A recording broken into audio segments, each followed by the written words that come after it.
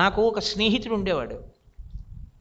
నేను ఒకసారి వాళ్ళ ఇంటికి వెడితే అతను అన్నాడు, ఏమోయ్ నిన్న 100 రూపాయలు ఇచ్చావు, 50 రూపాయలు పెట్టి పెట్రోల్ కొట్టించాను, ఇంకొక 50 రూపాయల్లో నువ్వు కూరలు తిమ్మన్నావు, రైతు బజార్ నుంచి కూరలు తెచ్చాను, 40 రూపాయలు అయిపోయి ఇంకా 10 రూపాయలే ఉన్నాయి, ఆఫీస్కి వెళ్తున్నాను, గబుక్కుని పెళ్ళిళ్ళ టైం కదా, ఎవరైనా పెళ్లి కార్డు పట్టుకొచ్చిస్తే డొనేషన్ వేయడానికి డబ్బులు ఉండాలి కదా, ఇంకొక 100 రూపాయలు ఇయ్యి పర్సులోకి అన్నాడు.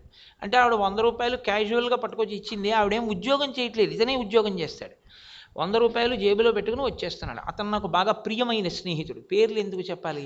నేను అతన్ని అడిగాను, ఏమయ్యా ఏమిటి 100 రూపాయలు మీ ఆవిడ ఇస్తే ఆ ఖర్చు వివరం అంతా నా ఎదురుగుండానే అంత చెప్పి 10 రూపాయలు ఉన్నాయని క్లోజింగ్ బ్యాలెన్స్ కూడా డిక్లేర్ చేసి మరీ 100 రూపాయలు పుచ్చుకున్నాయి ఉంటాయో అన్నాను.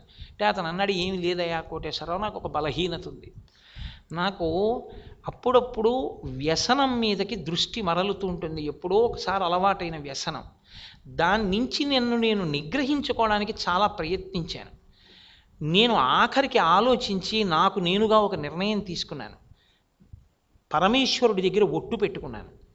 నా జీతం పట్టుకెళ్ళి అనా పైసలతో పే స్లిప్తో మా ఆవిడికి ఇస్తాను. నేను ఏ డబ్బులు తీసుకున్నా మా ఆవిడని అడిగి తీసుకుంటాను. 1 రూపాయి కూడా మా ఆవిడికి చెప్పకుండా ఖర్చు పెట్టను, అది నా ఒట్టు.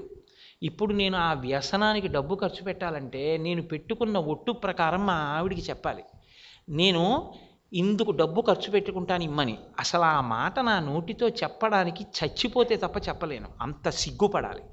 ఆ మాట చెప్పలేను కాబట్టి డబ్బుచ్చుకోలేను కాబట్టి ఆ వ్యసనం జోలికి వెళ్ళడం మానేశాను.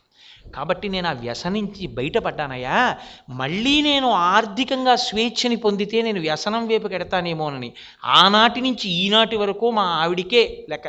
మా ఆవిడ కూడా నన్ను ఎన్నో మాటలు ఎందుకంటే నాకు లెక్క చెప్తారంది, నేను ఈ మాట చెప్పలేదు, కానీ నేను ఎప్పుడూ లెక్క చెప్తానన్నాడు. మీరు చూడండి అతను ఎలా సెల్ఫ్ రెస్ట్రెయింట్ డెవలప్ చేశాడో.